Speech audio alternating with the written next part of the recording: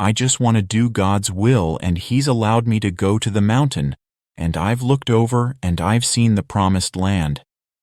I may not get there with you, but I want you to know tonight that we as a people will get to the promised land.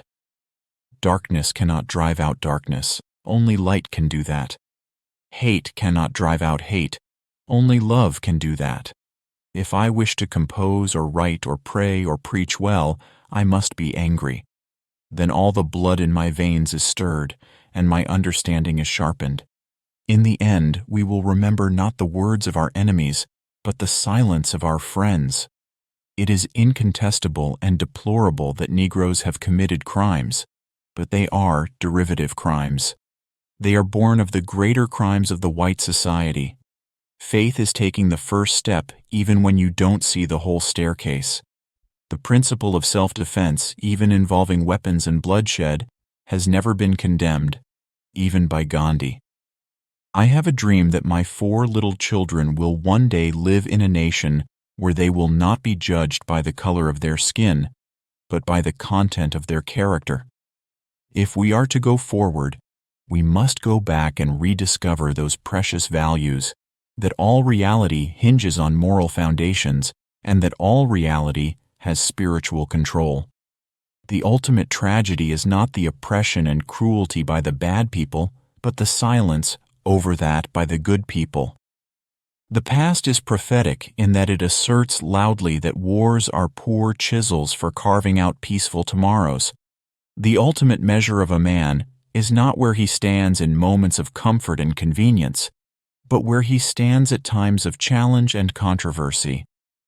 If we are to go forward, we must go back and rediscover those precious values, that all reality hinges on moral foundations, and that all reality has spiritual control.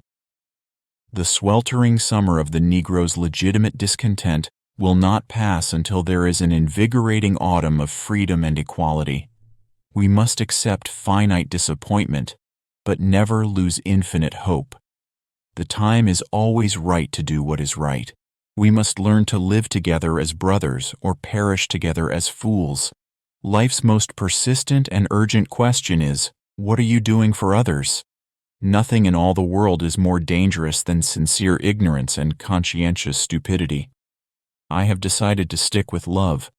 Hate is too great a burden to bear. I look to a day when people will not be judged by the color of their skin, but by the content of their character. We may have all come on different ships, but we're in the same boat now. The quality, not the longevity of one's life, is what is important. Love is the only force capable of transforming an enemy into a friend. The function of education is to teach one to think intensively and to think critically. Intelligence plus character, that is the goal of true education. I believe that unarmed truth and unconditional love will have the final word in reality. This is why right, temporarily defeated, is stronger than evil triumphant. Freedom is never voluntarily given by the oppressor. It must be demanded by the oppressed. If a man has not discovered something that he will die for, he isn't fit to live. Human progress is neither automatic nor inevitable. Every step toward the goal of justice requires sacrifice, suffering, and struggle, the tireless exertions and passionate concern of dedicated individuals. We are not makers of history. We are made by history. Our scientific power has outrun our spiritual power. We have guided missiles and misguided men. Whatever your life's work is, do it well. A man should do his job so well that the living, the dead, and the unborn could do it no better. Injustice anywhere is a threat to justice everywhere. We must develop and maintain the capacity to forgive. He who is devoid of the power to forgive is devoid of the power to love. There is some good in the worst of us and some evil in the best of us. When we discover this, we are less prone to hate our enemies. A genuine leader is not a searcher for consensus, but a molder of consensus. A nation that continues year after year to spend more money on military defense than on programs of social uplift is approaching spiritual doom. A lie cannot live. Cowardice asks the question, is it safe? Expediency asks the question, is it politic? Vanity asks the question, is it popular? But conscience asks the question, is it right? And there comes a time when one must take a position that is neither safe, nor politic, nor popular, but one must take it because it is right. Peace is not merely a distant goal that we seek, but a means by which we arrive at that goal. Never forget that everything Hitler did in Germany was legal. Discrimination is a hellhound that gnaws at Negroes in every waking moment of their lives to remind them that the lie of their inferiority is accepted as truth in the society dominating them. I am not interested in power for power's sake, but I am interested in power that is moral, that is right, and that is good. A right delayed is a right denied. It may be true that the law cannot make a man love me, but it can keep him from lynching me, and I think that's pretty important. Seeing is not always believing. Pity may represent little more than the impersonal concern which prompts the mailing of a check, but true sympathy is the personal concern which demands the giving of one's soul. We who engage in nonviolent direct action are not the creators of tension. We merely bring to the surface the hidden tension that is already alive. Nonviolence means avoiding not only external physical violence, but also internal violence of spirit. You not only refuse to shoot a man, but you refuse to hate him. Science investigates, religion interprets. Science gives man knowledge, which is power. Religion gives man wisdom, which is control. Human salvation lies in the hands of the creatively maladjusted. The hope of a secure and livable world lies with disciplined nonconformists who are dedicated to justice, peace, and brotherhood. Shallow understanding from people of goodwill is more frustrating than absolute misunderstanding from people of ill will. We must concentrate not merely on the negative expulsion of war, but the positive affirmation of peace. A riot is the language of the unheard. To other countries I may go as a tourist, but to India I come as a pilgrim. Have we not come to such an impasse in the modern world that we must love our enemies? Or else? The chain reaction of evil, hate begetting hate, wars producing more wars, must be broken, or else we shall be plunged into the dark abyss of annihilation. Property is intended to serve life, and no matter how much we surround it with rights and respect, it has no personal being. It is part of the earth man walks on. It is not man. I want to be the white man's brother, not his brother-in-law. The question is not whether we will be extremists, but what kind of extremists we will be. The nation and the world are in dire need of creative extremists. Don't let anybody make you think God chose America as his divine messianic force to be a sort of policeman of the whole world. The moral arc of the universe bends at the elbow of justice. There comes a time when people get tired of being pushed out of the glittering sunlight of life's July and left standing amid the piercing chill of an alpine November. Nonviolence is a powerful and just weapon. Indeed, it is a weapon unique in history, which cuts without wounding and ennobles the man who wields it.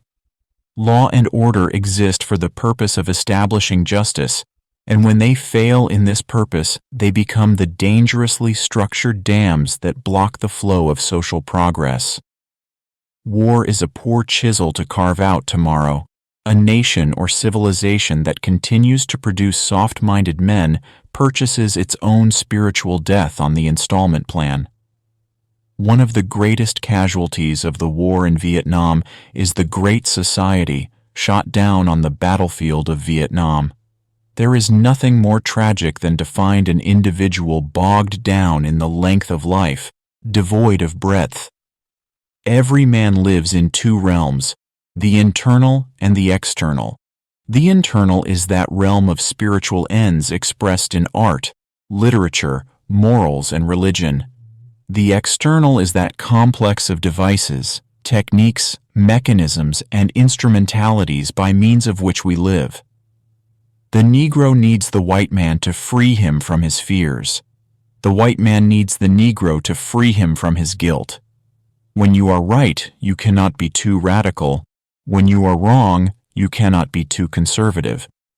Philanthropy is commendable, but it must not cause the philanthropist to overlook the circumstances of economic injustice which make philanthropy necessary.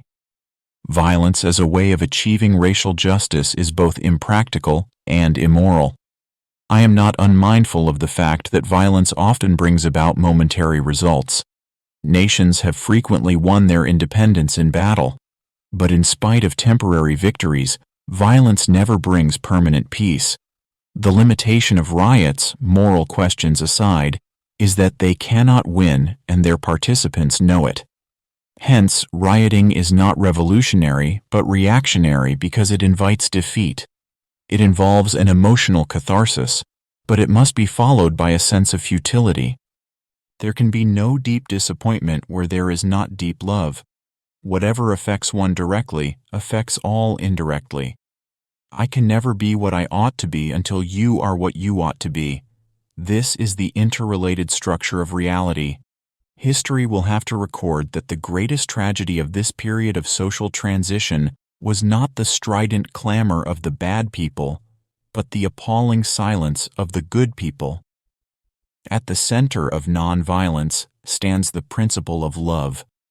Everything that we see is a shadow cast by that which we do not see. We must build dikes of courage to hold back the flood of fear. Never succumb to the temptation of bitterness. It is not enough to say we must not wage war.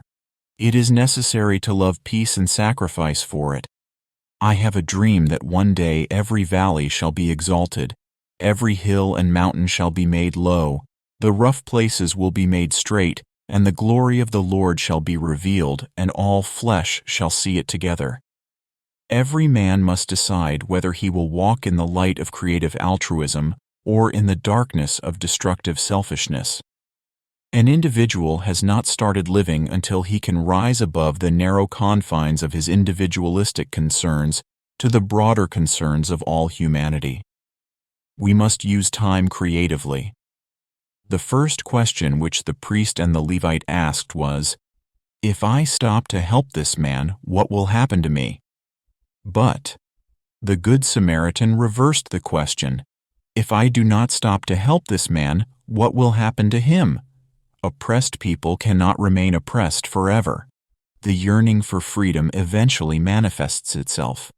Change does not roll in on the wheels of inevitability, but comes through continuous struggle, and so we must straighten our backs and work for our freedom. A man can't ride you unless your back is bent. Means we use must be as pure as the ends we seek. Wars are poor chisels for carving out peaceful tomorrows.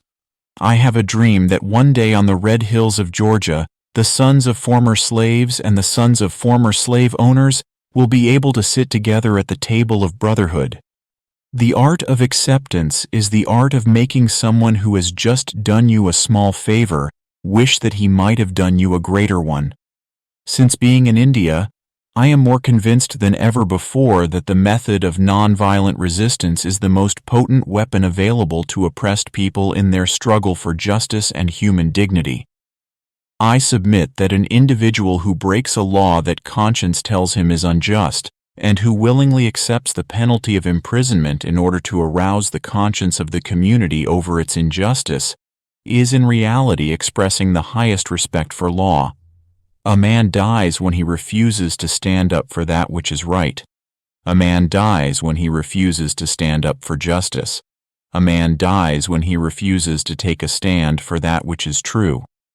If physical death is the price that I must pay to free my white brothers and sisters from a permanent death of the spirit, then nothing can be more redemptive. Almost always, the creative, dedicated minority has made the world better. Man must evolve for all human conflict a method which rejects revenge, aggression, and retaliation. The foundation of such a method is love. All labor that uplifts humanity has dignity and importance and should be undertaken with painstaking excellence. He who passively accepts evil is as much involved in it as he who helps to perpetrate it. He who accepts evil without protesting against it is really cooperating with it. I refuse to accept the view that mankind is so tragically bound to the starless midnight of racism and war that the bright daybreak of peace and brotherhood can never become a reality. I believe that unarmed truth and unconditional love will have the final word. Capitalism does not permit an even flow of economic resources. With this system, a small privileged few are rich beyond conscience, and almost all others are doomed to be poor at some level. That's the way the system works. And since we know that the system will not change the rules, we are going to have to change the system. Rarely do we find men who willingly engage in hard, solid thinking. There is an almost universal quest for easy answers and half-baked solutions. Nothing pains some people more than having to think. All progress is precarious, and the solution of one problem brings us face to face with another problem. Friends, if you liked these inspirational quotes of the great Martin Luther King Jr., then do like and share the video. And to listen to the inspirational thoughts of such great and successful people, do subscribe to the channel. Thank you.